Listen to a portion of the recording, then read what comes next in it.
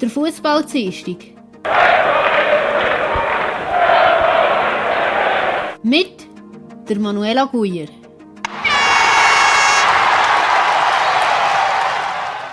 Der deutsche Fußball. Das Ergebnis vom Relegationsspiel vom 6. Juli.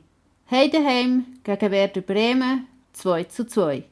Da Heidenheim genau gleich viel Goal geschossen hat wie Werder Bremen, also 2, bleibt Werder Bremen wegen der Auswärts-Goal-Regelung in der Bundesliga und der erste FC Heidenheim muss in der 2. Liga spielen in der nächsten Saison.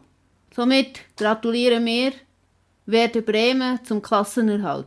Bei diesen Relegationsspielen hier sind übrigens genau gleich viel Goal geschossen worden wie in den Relegationsspielen im letzten Jahr. Dann hat Union Berlin gegen Stuttgart gespielt und im ersten Spiel ist es 2:2 ausgegangen und im Rückspiel 0:0. Und das hat dazu geführt, dass Union Berlin ist aufgestiegen. Zu den Nachrichten aus der Bundesliga. Während dem Spiel zwischen dem 1. FC Heidenheim und Werder Bremen ist es zu einer etwas kuriosen Szene im Stadion gekommen. Eine Szene, die bei uns in der Schweiz nicht für Kopfschütteln würde sorgen, in Deutschland aber schon. Es ist nämlich so, dass die Spielerfrauen vom FC Heidenheim während dem Spiel ins Stadion sind reingekommen und ihre Mannschaft angeführt hat. Dass Deutschland aber nach wie vor verboten ist, vor Zuschauern zu spielen, sind die Frauen und was da sonst noch ist, im Stadion gehockt, nach gut 5 Minuten wieder rausspediert worden. Und leider zeigt der Fußball auch wieder mal seine Schattenseiten. Am Montag, am 6. Juli, nach dem Relegationsspiel zwischen Heidenheim und Bremen, ist der Mannschaftsbus von Werder Bremen von Fans vom 1. FC Heidenheim angegriffen worden. Es sind Steine und Flaschen geflogen. Die Spieler sind ausserhalb vom Bus gestanden und haben den Klassenerhalt gefeiert. Rund die Hälfte der mitgereisten 200 Fans vom 1. FC Heidenheim sind auf die Spieler los, die neben dem Mannschaftsbus gefeiert haben. Der Mannschaftsbus war abgetrennt durch ein Gitter. Nach Angaben von Tag 24 ist bei diesem Angriff ein Kameramann verletzt worden. Einzelne Einsatzkräfte haben die Fans zurückgedrängt, damit der Mannschaftsbus abfahren konnte. Bei Arminia Bielefeld hat der belgische Defensivspieler Nathan de Madian einen Vertrag bis ins Jahr 2023 unterschrieben. Am 10. Juli, wo die Meldung reinkam, hat nur noch der Medizincheck gefehlt.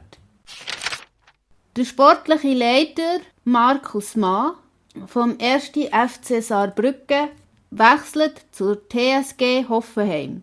Er soll dort zusammen mit dem Sportchef Dominik Drobisch an der Spitze vom Nachwuchsleistungszentrum stehen. Der Markus Mann kommt einen Vertrag bis ins Jahr 2023 über. Zur Super League. Das Ergebnis vom 29. Spieltag. Xamax gegen FC Zürich 1:1. IB gegen Thun 4:0. Die Thuner haben nach einer Ampelkarte nur noch das 10. hoch gespielt. Servette gegen Luzern 2:0. Servette hat eine rote Karte kassiert und darum nur noch das 10. gespielt und Luzern hat ebenfalls eine rote Karte kassiert und das 10. hoch gespielt. Sion gegen FC Basel 1:0. Der FC Sion hat nach einer Ampelkarte nur noch das 10. hoch gespielt. FC Lugano gegen St. Gallen 3:3. An diesem Spieltag hat es 3 Heimsiege und 2 Unentschieden gegeben. Zu den Ergebnissen vom 30. Spieltag. Zürich gegen FC Sion, das Spiel ist abgesagt worden. Basel gegen IB 3:2. IB hat nach einer Ampelkarte nur noch das 10. hoch gespielt. Servet gegen FC St. Gallen 1:1. St. Gallen hat nach einer Ampelkarte nur noch das 10. hoch gespielt. FC Thun gegen Xamax 3:0. FC Luzern gegen FC Lugano 3:3. An diesem Spieltag hat es 2 Heimsiege und 2 Unentschieden gegeben. Zu der Tabelle. Platz 1 FC St. Gallen mit 59 Punkten. Platz 2 IB mit 58 Punkten. Platz 3 der FC Basel mit 52 Punkten. Platz 4 Servet mit 45 Punkten. Platz 5 FC Luzern mit 42 Punkten. Wegen dem schlechteren Goalverhältnis und einem Spiel weniger auf Platz 6 der FC Zürich mit 42 Punkten. Platz 7 FC Lugano mit 35 Punkten. Platz 8 FC Thun mit 28 Punkten. Platz 9 mit einem Spiel weniger der FC Sion mit 27 Punkten. Auf Platz 10 Xamax mit 23 Punkten. Sion steht im Moment auf dem Barrageplatz und Xamax auf einem Abstiegsplatz. Zu den Nachrichten aus der Super League. Unsere Redaktion hat sich diese Woche mit der Frage beschäftigt, wieso das Zuschauer in den Stadien auf der Haupt- und in gewissen Stadien auf der Haupt- und der Gasttribüne verteilt werden und nicht im ganzen Stadion verteilt werden. Weil in den meisten Stadien ist die Nord- und Südkurve nämlich leer. Um die Frage zu beantworten, haben wir den FC St. Gallen kontaktiert und der hat uns die Frage beantwortet. Es ist schlicht und einfach nicht nötig, Zuschauer auf das ganze Stadion zu verteilen, um sie vor Corona zu schützen. Es ist nicht notwendig. Es ist absolut kein Problem, auf der Haupt- oder Gasttribüne den Abstand einzuhalten, also die Abstandsregelung. Nachdem wir letzte Woche über den Corona-Fall beim FC St. Gallen berichtet haben, wo ja kein aktiver Spieler war, also wo aktiv in der Super League gespielt hätte, ist jetzt etwas passiert, wo die Fußballfans doch aufschrecken. Man hat beim FC Zürich den ersten Corona-Fall in der Super League bei einem aktiven Spieler festgestellt.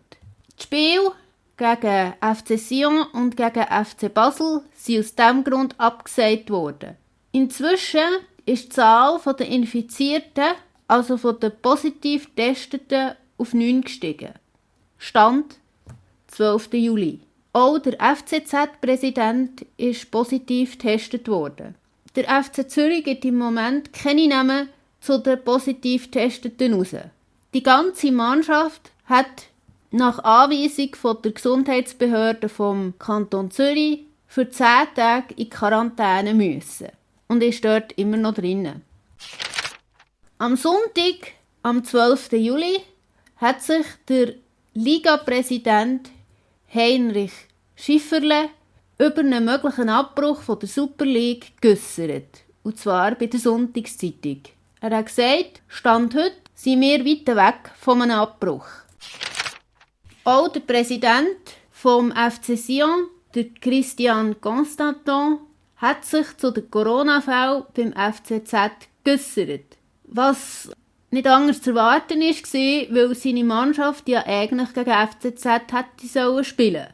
Gegenüber dem Blick hat er gesagt, die Meisterschaft ist beendet.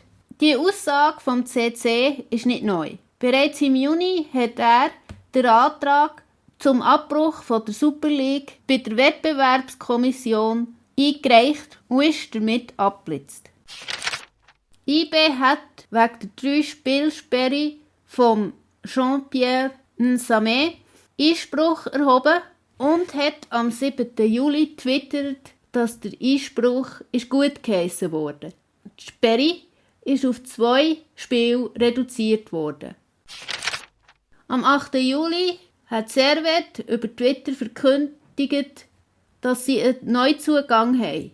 Der Thais Hurni hat bei den Genfer einen 2-Jahres-Vertrag unterschrieben. Am 10. Juli teilt der FC Zürich mit, dass der 19-jährige Stefan Seiler seinen ersten Profivertrag unterschrieben hat. Der Vertrag läuft bis ins Jahr 2022.